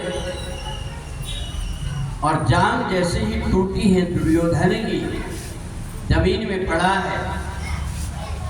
उसी समय पर पांडवों ने सोचा कि हमसे बड़ा मार काट हुई है, इसलिए चलो भगवान शंकर की पूजा करने चले। अपने बेटा बेटियों से कहा, बेटों ने कहा नहीं पिताजी हम बहुत थक गए हैं, हम पूजन में नहीं जा पाएंगे। तो देखो पुराणों में आया है कि जब कभी हम भगवान की पूजन पाठ में या जब कभी सत्संग में रहते हैं तो हमारी पता नहीं कौन सी बाधाएं कट जाती। ये पांचों पांडव द्रौपदी के जो पुत्र थे वो नहीं आए। इधर दुर्योधन को अश्वत्थामा ने कहा, देख अगर तू मेरे को सेनापति बना देता तो मैं पांचों पांडवों के सिर काट के लाता। अभी भी अगर तू अभी जिंदा है मैं तेरी खुशी के लिए पांचों पांडवों का सिर ला सकता हूँ, एक बार में से तू कह कर के दे। दुर्योधन ने कहा अगर ऐसा हो गया तो मेरे को बड़ी प्रसन्नता होगी, क्योंकि मैं मर तो रहा हूँ, मेरे प्राण चैन से निकल जाए। अश्वत्थामा गया। ये पांचों पांडव तो शंकर जी के पास बैठ करके पूजन कर रहे थे। द्रौपदी के पांचों बेटे सोए थे, पांचों का सिर काट लिया इसने और काट करके लेकर के दुर्योधन को बताया। दुर्योधन ने कहा पांचों पांडव ऐसे लौकी और ककड़ी जैसी काटे नहीं जा सकते, मैं जानता हूँ, बताना जरा। जो सिर देखा, अरे राम राम, ये तो पांचों की पांचों द्रौपदी की बेटी। द्रौपदी लौट करके आई, आकर के देखी तो पांचों बेटी के सिर गायब। भगवान ने अर्जुन से कहा ये अश्वत्थामा की करनी। अश्वत्थामा ने उसके सिर की मणि निकाल करके और छोड़ दिया। महाभारत का युद्ध जब समाप्त हुआ, भगवान ने कहा बुआ जी अब मैं जा रहा। तो देखना महाभारत की एक पात्र है कुंती, जिसने भगवान से एक वरदान मांगा था कि मेरे जीवन में हमेशा विपत्ति आ रही, इसलिए आती रहेगी, कम से कम परमात्मा का नाम तो ले सकूं मैं। रहीमन विपदा हो भली जो थोड़े दिन हो। भगवान ने कहा बुआ जी अब तो तुम्हारे दुख के दिन दूर हो गए, तुम्हारे बेटे राजा बन गए हैं, अब मैं जा रहा। भगवान चले गए। इधर पांचों पांडवों ने देखा अब बहुत दिन हो गए हैं, हमारे यहाँ पर अभिमन्यु तो मारा गया पर उसका बेटा हुआ है, उसकी खबर ले जाकर के द्वारका में दे दे। जैसे ही पता लगा भगवान श्याम सुंदर को अपने सुधाम को चले गए। ये सुन करके द्रौपदी ने तुरंत अपने प्राणों को त्याग दिया। पांचों पांडवों ने राज्य परीक्षित को देकर के चले गए।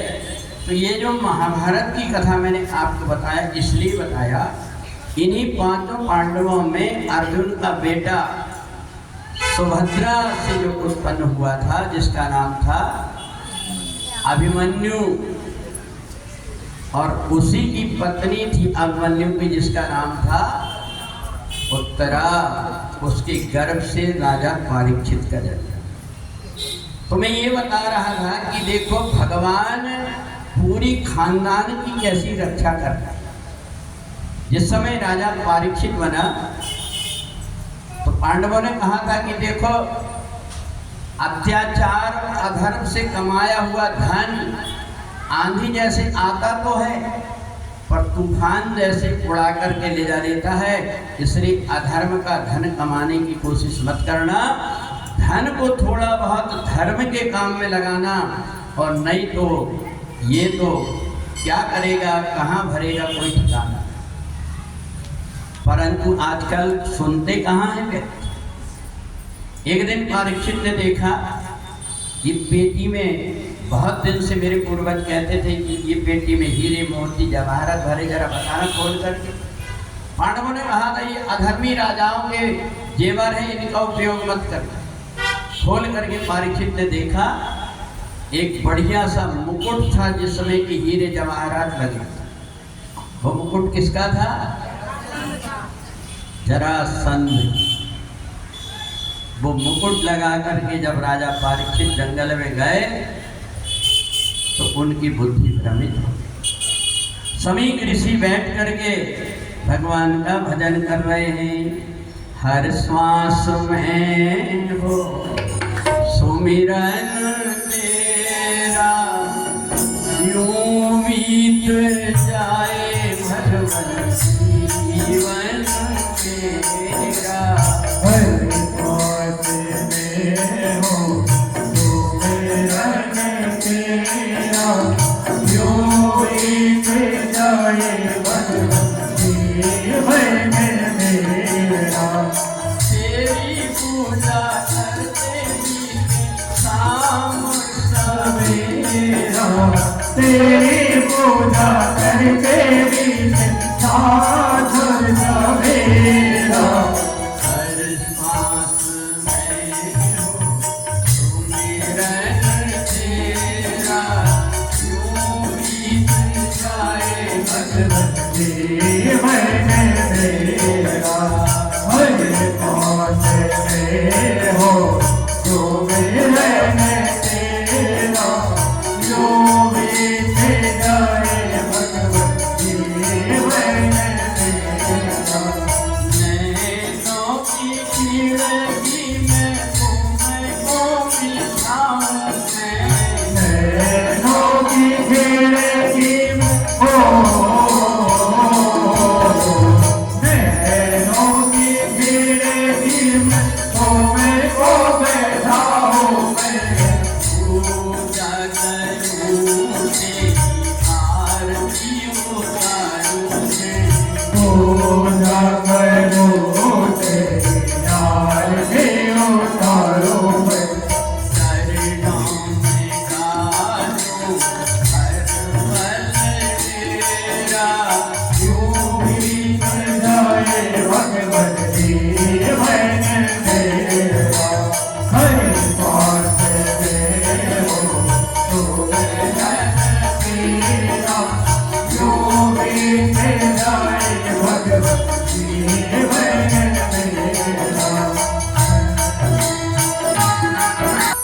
अब इधर जब इधर देखा महात्मा जी ध्यान में बैठे हैं, जोर से आवाज लगाया, परीक्षित पानी पीने के लिए दीजिए। पर वो तो अपनी समाधि में बैठे थे। 2-3 बार बोला, इतने में देखा एक मरा सांप पड़ा था, उनके गले में डाला और ये वहां से चले गए। जैसे ही शिष्य लोग आए, आकर के देखा, शिष्यों ने देखा कि गुरुजी के गले में ये सांप किसने डाला। जाकर के और बताया श्रृंगी को, तो तुरंत उनने जल लेकर के श्राप दिया, इति लंघित मर्यादाम तक्ष के सप्तमे, जिसने हमारे गुरुजी के गले में माला सांप की डाला है, उसको सर्प 7वें दिन में काट दिया। अब इधर समीक ऋषि ने तो उठे और सांप को निकाल करके बाहर किए। जो देखा तो वो तो माया भी था। अब इधर राजा परीक्षित जब लौट करके चले तो इन्हें देखा कि जब मैं महात्मा जी के आश्रम में गया था तो मैंने इतनी बड़ी गलती क्यों की। तो राजा परीक्षित को समझ में आया कि जो बैल मेरे को रास्ते में मिला था वो बैल धर्म था, और जो मार रहा था काला काला आदमी वो था कलियुग। कलियुग ने धर्म को इसलिए परेशान कर रहा था कि कलियुग में जब कभी धर्म कर्म होता है तो कलियुग को बड़ी परेशानी होती है। तो कलियुग ने जैसे ही राजा परीक्षित को देखा तो देख करके चुप हो गया, परंतु राजा परीक्षित ने निकाल लिया तलवार। कहा कि तुम ये बैल को मार क्यों रहे थे। कहा महाराज ये बैल नहीं है, ये धर्म है और मैं कलियुग। राजा परीक्षित ने कहा कि देखो अब मैं राजा बन गया हूँ, मेरे राज्य में कोई अत्याचार नहीं होना चाहिए। कलियुग ने कहा कि देखो अब 4,32,000 वर्ष मेरे को रहना है, इसलिए तुम मेरे को कोई जगह दे दो, मैं उस जगह पर रह। तो राजा परीक्षित ने कहा 4 जगह में रहना है, जहाँ कोई शराब पीता हो, जहाँ कोई जुआ खेलता हो, जहाँ कोई हत्या की हो, चाहे भी जीव जंतुओं की हत्या हुई हो, या जहाँ पर महिलाओं को कोई प्रताड़ित करता, ये 4 जगह है। कलियुग ने कहा महाराज एक जगह मेरी जगह से। बोले क्या? बोले सोने में। राजा परीक्षित ने कहा सोना तो सबके पास रहता है, तो तुम तो सबके घर में पहुंच जाओगे। कहा नहीं, जहाँ पर अधर्म की कमाई का सोना हो उस सोने में तुम निवास करो। कलियुग ने कहा ठीक। अब उस समय पर राजा परीक्षित ने जो सोने का मुकुट लगाया था वो भी अधर्मी राजा का था, इसलिए कलियुग जाकर के उसके ऊपर बैठ गया, इसलिए उसने महात्मा का के साथ में बुरा व्यवहार किया। राजा परीक्षित को ज्ञान तब हुआ जबकि मुकुट निकाल करके रखा। अब तो आंख से आंसू बहने लगे, मैंने बहुत बड़ी गलती कर दिया, जो गलती मेरे को नहीं करना चाहिए। महात्माओं की दिन की रात दिन में पूजा करता था, मैंने इतना बड़ा अपराध कर दिया। इतने में समीक ऋषि ने कहा देखो वो राजा परीक्षित थे, तुम जाकर के और उनको बता दो कि अब तुम्हारी जिंदगी के केवल 7 दिन रहे। इतना तो कम से कम उनको पता लग जाए। राजा परीक्षित को जैसे ही बताया अब तुम्हारे जीवन के केवल 7 ही दिन बचे। पत्नी और बेटों की तरफ देखा कि क्या करना चाहिए। बेटे ने कहा मैं एक ऐसी कोठरी बना देता हूँ जहाँ कोई हवा भी प्रवेश नहीं कर पाएगी, द्वार पे सैनिक लगा देता। पर राजा परीक्षित जानता था कि जब मौत आ जाती है तो फिर कोई बचा नहीं। राजा परीक्षित ने कहा नहीं, मेरे को मौत से डर नहीं है, मेरे को तो मेरी मृत्यु बिगड़ रही है, मैं अधर्म कर्म करके मर रहा हूँ, इसलिए मेरे को डर है। अब तो मैं जाकर के कोई महात्मा की शरण है। और राजा परीक्षित ने कहा बेटा से पत्नी से चलो, चल करके कहीं कथा सुनते हैं भगवान की। पत्नी ने सोचा 7 दिन के बाद तो ये मरना ही। कहा कि देखो महात्माओं के आश्रम में कोई अच्छी सी व्यवस्था तो उस समय होती नहीं थी। उनको नीचे जमीन में घास फूस की कुटिया में रहते थे। इसलिए रानी ने कहा कि ऐसा वैभव, मेरे को सेपरेट रूम नहीं मिलेगा, वहाँ सोने को डंलप के गद्दे पंखे नहीं मिलेंगे, इसलिए मैं नहीं जा सकती। बेटों ने भी कहा इतना बड़ा साम्राज्य छोड़ करके हम कैसे जा सकते। राजा ने कहा वाह, अभी तक के तो मैं सोच रहा था कि तुम मेरे साथ लोगे, पर आज मेरे को समझ में आया कि अब मेरे साथ में कोई नहीं है, अब तो बर्बाद। ये बुद्धि कब आती है? जब जिंदगी में ठोकर लगती है। आया शरण ठोकरे जग की हार, आया शरण ठोकरे जग की हार, आया शरण ठोकरे जग की हार, आया शरण ठोकरे जग की हार। हटूंगा प्रभु अब तो, हटूंगा प्रभु आया शरण ठोकरे जग की हार, आया शरण ठोकरे जग की हार। पहले मगन हो सुखी नींद सोया, सब कुछ पाने का सपना संजोया। पहले मगन हो खुशी नींद सोया, सब कुछ पाने का सपना संजोया। मिला तो वही जो, मिला तो वही जो आया दिखा, आया शरण ठोकरे जग की हार, आया शरण ठोकरे जग की हार।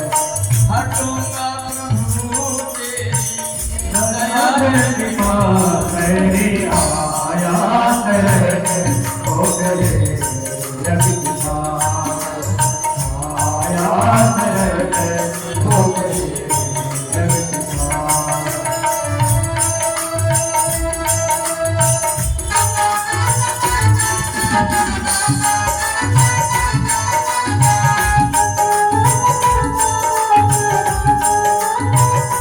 जो कुछ भी हम अच्छे कर्म करते हैं उसका पुण्य अपने को देखना कहाँ ले जाते।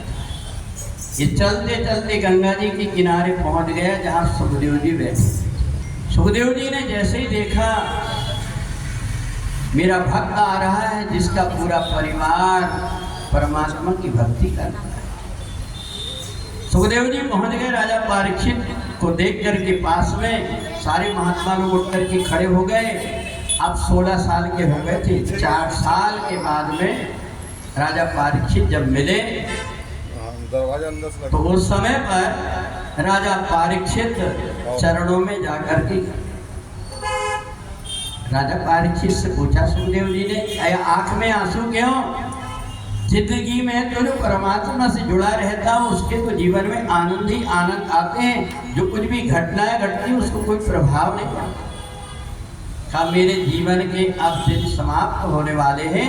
7 दिन में मेरी मौत होने वाली है और मैं मरूंगा इसका डर नहीं है, पर मेरी मौत बिगड़ रही है। मैं श्राप के कारण मर रहा हूं। राजा परीक्षित ने कहा तेरे तो अभी 7 दिन है। सुखदेव ने राजा परीक्षित से जैसे ही समझाया कि तुम्हारे तो अभी 7 दिन बाकी। एक राजा था जिसकी केवल 2 घड़ी बाकी थी। कौन था? खटवांग। देखें 50 साल की कथा का ये प्रभाव है कि पूरी भागवत की कथा के सारे प्रसंग हैं, सब कुछ। अपने यहाँ जो छिंदवाड़ा की महिलाएं हैं, जितने भी बाहर के वक्ता लोग आते हैं, बड़े डरते रहते हैं कि कहीं ऐसा ना हो जाए कोई गलत चौपाई निकल जाए और ये महिलाएं पकड़, इसलिए डरते रहती हैं। ये 50 साल से अभी अभी तो थोड़ा उनको छूट मिल गई है, नहीं तो पहले रामायण लेकर के और चौका के पास बैठ कर के काम करते करते देखते थे। ऐसे इनको एक एक प्रसंग ऐसे दिए जाते थे। तो इसलिए खटवांग ऋषि के पास में केवल 2.5 घड़ी का समय था।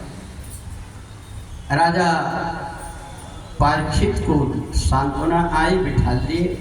सुखदेव जी बैठ गए, सब संत मुनि महात्मा बैठ गए कि आज गुरुदेव के मुख से हमें कथा सुनने को मिली।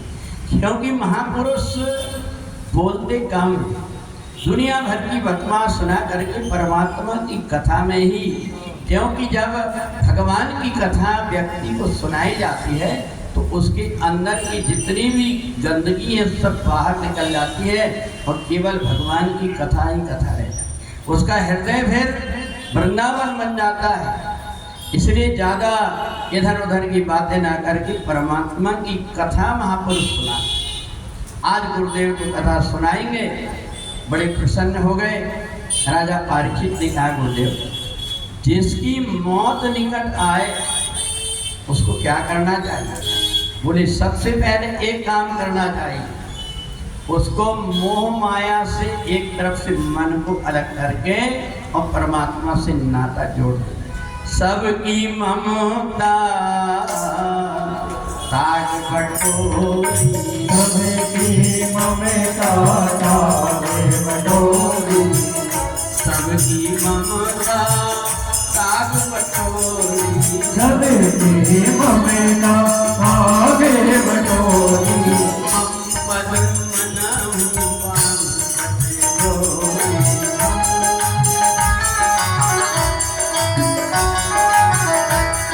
सबकी ममता ताग बटोरी। ममता बिलासपुर वाली नहीं, ममता मानो दूसरी जो मिली। तो सबकी ममता ताग बटोरी। तो ये 50वां साल है, इसलिए सुन करके यहाँ तक से दूर दूर से लोग भी यहाँ पर सदगुरु परिवार के आ रहे हैं। इधर देखे, सबकी ममता ताग बटोरी। आदमी को अंतिम समय में इधर उधर ध्यान ना जाकर के परमात्मा में मन लग जाए। इसलिए भगवान से नाता जोड़ लो, कोई भी नाता जोड़ लो। तुम्हें माता का पिता, तुम्हें बंधु जो सखा, तुम्हें कुछ भी नाता हो जाए, पर परमात्मा से तुम नाता जोड़ो। और एक बात है, ये 4 चीजें जीवन में व्यक्ति को भटकाते रहती है। जित आसन, चित श्वासा। कभी कभी थोड़ी देर बैठ करके अपनी श्वास आ रही है और जा रही, इसको देखो। जित संगह, जितने भी आसपास हमारे रहते हैं उनके आचरण और व्यवहार कैसे हैं। अगर निंदा चुगली करने वाले कोई व्यक्ति है, उनसे थोड़े हट जाओ, नहीं तो तुम्हारे अंदर गंदगी आ जाए। जित संगह। और फिर जितेंद्रिय, अपनी इंद्रियों को जीत लो। ये भी खा लूँ, वो खा लूँ, आज ये नहीं हुआ, आज ऐसा नहीं हुआ, आज ये खाने की इच्छा थी। ये सब प्रकार की जितेंद्रिया, ये 4 चीजें जीत लो। और फिर अपने मन को उन आदि शक्ति भगवती जगदम्बा में लगा दो जिनने सारी सृष्टि को उत्पन्न किया। तो कहा, गुरुदेव मेरे को शुरू से बताइए कि ये सृष्टि में महाप्रलय क्यों आता है? बोले महाप्रलय इसलिए आता है कि पृथ्वी में जब पाप ही पाप बढ़ जाता है तो कई दिनों तक पानी नहीं आता, एक भी अनाज पैदा नहीं होता, पेड़ पौधे सूख जाते हैं, मनुष्य को खाने लगता है। और जब पानी गिरता है, इतना पानी गिरता है मूसल की धार जैसे, पूरी पृथ्वी में पानी पानी हो जाता है। सारे जीव जंतु जाकर के समा जाते हैं। ये सारे जीव जंतु ब्रह्मा जी में समा गए, ब्रह्मा जी जाकर के विष्णु जी में, और विष्णु जी जाकर के माता जगदम्बा के उदर में समा गए। मैया को जब सृष्टि रचना करना रहता है तो उस समय आदि शक्ति भगवती जगदम्बा सृष्टि की रचना करती है। सृष्टि जन्म में से भई हो, ओ मैया सृष्टि जन्म में से भई हो, मैया सृष्टि जन्म में से भई हो, मैया सृष्टि जन्म में से भई हो, और जलावन में अंगन में तेरी झाड़ी मेरा पार जला बाबे तेरी भाई मेरा पार, दीन भगोला उनके आ गए, मैया भरत बेचारे। चार सती जन्म में से भई हो, मैया सती जन्म में से भई हो, और पहलो भगोला जब छोड़ी है, ब्रह्मा ने रखावे आर पहलो भगोला जब छोड़ी, हमारी दया में तार, चार वेद उनके संग में, ब्रह्मा करत में चार सती जन्म में से भई हो, मैया सती जन्म में से भई हो, और दूसरों भगोला जब छोड़ी है, विष्णु ने लयावे तार। दूसरों भगोला जब छोड़ी, विष्णु ने दया में तार, शंख चक्र गदा पद्म, विष्णु करत में चार सती जन्म में से भई हो, मैया सती जन्म में से भई हो, और तीसरों भगोला जब छोड़ी है, शंभु ने लयावे तार। तीसरो भगोला जब छोड़े, शंभु ने से दया में तार, लूटा ना दिया में, शंभु करत में चार सती जन्म में से भई हो, मैया सती जन्म में से भई हो, मैया सती जन्म में से भई हो। बोलिए जगदम्बा मैया की। पूरे पानी ही पानी देख करके माता रानी को जब सृष्टि की रचना करना था तो बड़े क्रोध में भर करके पूरे जल में जब इधर उधर खिलौल करने लगी, अपने हाथ और पैर से जल ऊपर तक उछला और उससे 3 फपोला हो गए। पहले फपोला में हाथ मारी तो ब्रह्मा जी प्रकट, दूसरे में मारी तो भगवान विष्णु, और तीसरे फपोले से भगवान शिव। तीनों देवता हाथ जोड़ करके माता रानी के समक्ष खड़े हो गए। क्या माता जी हमारे लिए आज्ञा। ब्रह्मा जी से कहा तुम नई सृष्टि की रचना कर। अब मनुष्य सब देवता जैसे स्वभाव के होना चाहिए। विष्णु जी से कहा तुम्हारा काम पालन करने का, और शिव जी से कहा तुम्हारा काम संहार। ये तीनों देवताओं को कहा। ब्रह्मा जी को काम में बताया तो विष्णु जी ने सोचा कि इनका पहले काम सृष्टि उत्पन्न करेंगे तब हम पालेंगे। भगवान विष्णु को ही पानी के ऊपर अपना हाथ लगा करके सो गए। भगवान विष्णु ने जैसे ही नींद आई उनको, ब्रह्मा जी उनको देख करके, एक आदमी को नींद आती तो दूसरे को अपने आप आलसी आने लगती, जवाएं लेने लगते। ब्रह्मा जी ने सोचा अपन भी सो। इतने में ही आदि शक्ति भगवती जगदम्बा ने देखा कि भगवान शंकर अपने ध्यान में बैठे, ये दोनों देवता सो गए। माता रानी ने जोर से जल का छींटा जैसे मारा भगवान विष्णु के कान में, तो कान जैसे फड़फड़ाए तो उससे मैल का टुकड़ा 2 टुकड़े में होकर गिरा, और 2 टुकड़े जो मैल के पैदा हुए उससे 2 राक्षस पैदा हुए। कौन कौन से? मधु और ये मधु और केटव दोनों जब पैदा हुए तो इनको लगी जोर से भूख।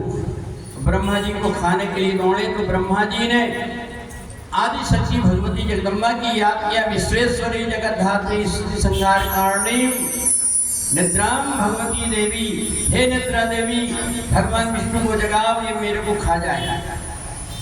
आदि शक्ति भगवती जगदम्बा ने विष्णु जी को जगा दिया। विष्णु जी ने कहा, हे राक्षसों, अगर युद्ध करना है तो हमसे युद्ध करो, बुढ़े आदमी को क्यों परेशान करना है? भगवान विष्णु ने हजारों साल तक युद्ध किया पर वो राक्षस परास्त ना। भगवान विष्णु ने कहा, तुम तो बड़े बलशाली हो, तुम वरदान मांगो। तो मधु कैटव ने कहा, हम तुमको मांगने वाले भिखारी दिखाई दे रहे हैं, हम मांगते नहीं देते हैं, तुम्हें लगे तो तुम वरदान मांगो। भगवान विष्णु ने कहा, तुम दोगे? बोले हाँ। बोले तुम वरदान ये दे दो कि दोनों मेरे हाथ से मर जाए।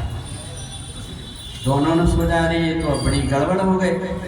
उन्हें कहा कि देखो हम मरने को तैयार, पर हमें ऐसी जगह पर मारो जहाँ पानी ना हो और पूरी पृथ्वी में पानी थी। अब तो विष्णु जी बड़े चिंता में पड़ गए कि इनको मारे कैसे। उसी समय पर ऊपर से भगवती जगदम्बा ने फूल को नीचे फेंका। भगवान विष्णु ने देखा, माता रानी ने जंघा का इशारा, तुम अपने पैर को ऊपर करो, और पैर की जंघा में रख करके दोनों का सिर काटे। दोनों राक्षसों का जब सिर काटे तो वो दोनों ही पानी में गिर गए, सड़ करके और मिट्टी बन गए। उसी मिट्टी से धरती बनी हुई है, पृथ्वी देवी जो है उसी मिट्टी से बनी है, इसलिए धरती का एक नाम है मेदिनी। मेद से बनी हुई है, मान से, इसलिए इसका नाम मेदिनी। कहते हैं पूजा पाठ करने कभी बैठो तो बिना आसन के नहीं बैठना चाहिए धरती में, क्योंकि ये अशुद्ध कहलाती है। जब भी अपन पूजा करते हैं तो पहले पृथ्वी को शुद्ध करते हैं। पृथ्वी तो या गंगा लोका देवी तो विष्णुना, ये मेद से बनी हुई है। अब ब्रह्मा जी ने देखा कि ये धरती हो गई, अब तो संतान उत्पन्न करें तो कैसे करें। भगवती जगदम्बा ने अपने एक अंग से एक स्त्री को प्रकट किया। ब्रह्मा जी से कहा, ये तुम्हारी पत्नी ब्रह्माणी। दूसरी तरफ से लक्ष्मी जी को विष्णु को दे दिया, और भगवान शंकर से कहा, देखो जब जब भी जरूरत पड़ेगी मैं तुम्हारी पत्नी बनकर के अवतार लेकर के अपने भक्तों की रक्षा करूंगा। इसलिए आदि शक्ति भगवती जगदम्बा जब जब जरूरत पड़ती है भगवान शंकर की पत्नी बनकर के अवतार। अब ये दोनों देवता अपने अपने काम में लग गए। ब्रह्मा जी ने सबसे पहले 4 पुत्रों को जन्म दिया, सनत कुमारों को। उनने कहा कि हम घर गृहस्थी में नहीं पड़ने वाले, ग्रह कारज नाना जंजाला, 10 ऋषियों को उत्पन्न किया। उन्होंने कहा कि अभी तो थोड़े दिन तपस्या करेंगे। तब ब्रह्मा जी ने एक तरफ से मनु को और एक तरफ से शत्रुघ्न को उत्पन्न किया। उनसे 2 बेटे हुए उत्तानपाद प्रियव्रत, और 3 बेटे हुए देवहूति, आकृति और ब्रह्मा जी ने सोचा अब ये संतान अच्छी रहे तो संसार में अच्छे कहेंगे, पर ये संतान अच्छी रहे इनके लिए संस्कार क्या करें। तो उसी समय उनकी एक बेटी उत्पन्न हुई जिसका नाम था संध्या। संध्या ने कहा कि देखो सुबह के समय और शाम के समय जो कोई भी भगवान का ध्यान करेगा उसकी बुद्धि पवित्र, उसको प्रातः काल का और संध्या सुबह उठ करके भगवान सूर्य को प्रणाम करना, जल देना, तुलसी में जल डालना और शाम को एक दिया रख देना, ये सुबह शाम की संध्या। कहा कि नहीं, हम एक बार भगवती जगदम्बा से पूछेंगे हमारे बेटा बेटियों की बुद्धि पवित्र कैसे रहेगी, क्योंकि बेटा बेटियों को पढ़ने के लिए हमको बाहर भेजना पड़ेगा, हम कहाँ कहाँ किसको देखेंगे, इसलिए भगवान उनकी देख रेख करें, इसलिए कोई ऐसा पूजन पाठ बताए। का ये तो अपन माता जी से चल करके पूछे। तो माता जी के पास में जब पहुँचे तो ब्रह्मा विष्णु महेश तीनों की तीनों जब माता जी के पास में गए तो जा करके देखा बड़ा सुंदर एक स्थान बना और वहाँ जो माता जी विराजमान है 64 योगिनी के बीच में ब्रह्मा विष्णु शिव और इंद्र चारों उनके आसन के पास खड़े हैं और माता जी मंद मंद मुस्कुराते हुए इन तीनों देवताओं ने देख करके प्रणाम। कहा माता जी आपका नाम क्या, बोले भुवनेश्वरी, और ये जो स्थान बना हुआ है इसका नाम है भुवन। तो इसलिए ब्रह्मा विष्णु महेश तीनों की तीनों प्रसन्न हो गए कि माता रानी के हमको दर्शन हो गए, इसलिए हम लोग भी वहाँ दरबार में हाजिरी लगाते। बोलिए भुवनेश्वरी माता की जय। माई तेरो भुवन बनो हरे मेरा, माई तेरो भुवन बनो हरे मेरा, माई तेरो भुवन बनो हरे मेरा, भुवन बनो हरे मेरा, भुवन बनो हरे मेरा, भुवन बनो हरे मेरा,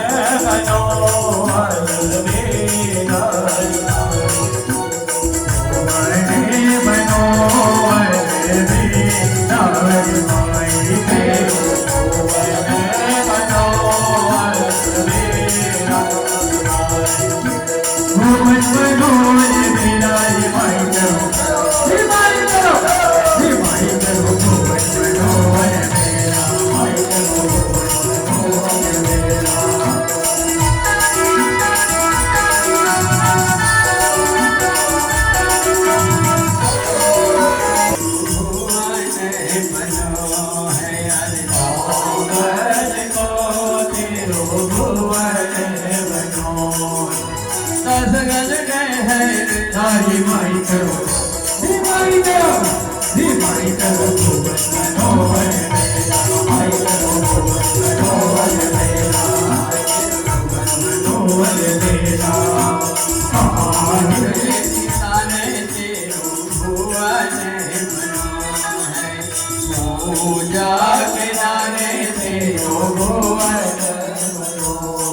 अरे दर्शन के हैं नारी माई तेरो, माई तेरो भुवन बनो हरे मेरा, माई तेरो भुवन बनो हरे मेरा, माई तेरो भुवन बनो हरे मेरा, भुवन बनो हरे मेरा, माई तेरो भुवन। आदिशक्ति भगवती जगदम्बा को जैसे देखा बड़ा सुंदर स्वरूप है। माता जी ने कहा कि देखो संसार में सब प्रकार के लोग मेरे जो अपने भक्त हैं, जो मेरी पूजन पाठ करते हैं, उनको तो मैं ममतामयी दृष्टि से देखती हूँ, परंतु ऐसे भी कुछ भक्त हैं जो दुष्ट प्रकृति के, उनको मेरे को मारना पड़ता है। इसलिए मेरा जब विकराल रूप, अभी तुमने जो ये सुंदर रूप देखा है, अब मेरा एक विकराल रूप होगा जो दुष्टों को मारने के लिए। तुरंत भगवती जगदम्बा के शरीर से एक महाकाली रूप में प्रकट हो गई। बोलिए जगदम्बा मैया की जय। माता महाकाली का जैसे ही प्राकट्य हुआ, अब तो देख करके सब की सब घबरा गए। देवता इतना विकराल रूप भी, खून टपक रहा है जीभ से, भगवती जगदम्बा के हाथ से बहुत सारे दुष्टों की माला मुंडों की पहन करके, और जब तो माता रानी से कहा ये तो भुवनेश्वरी है, परंतु ये कौन है? बोले कालों की भी महाकाल है, इनका नाम काली है। ये अपने भक्तों की सब प्रकार की रक्षा करती है और दुष्टों का विनाश करती है। कहा माता जी जरा आप इन मृत्यु लोक में जो दुष्ट है आपको, इनको आप एक बार बता दीजिए कि आपका एक सौम्य रूप भी है और एक वो रूप है जिसके माध्यम से आप दुष्टों का संहार। माता कहला महाकाली अपने भक्तों को दर्शन देने के लिए महाकाली के रूप में प्रकट होकर के और दर्शन देती है। बोलिए महाकाली मैया हरे पार्वती काज महाकाली भवानी माई करे समाज। पार्वती काली भवानी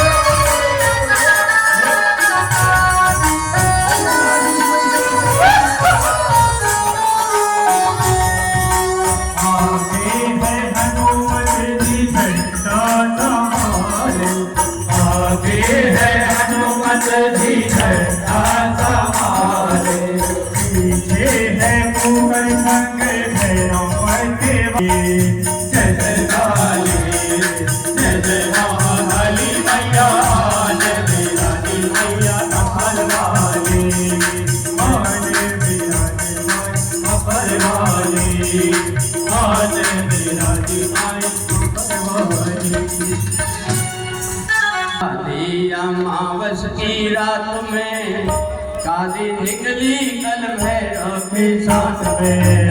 काली अमावस की रात में काली निकली कल भैरव के साथ में।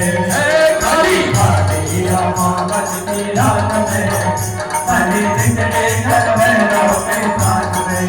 काली काली महाकाली काली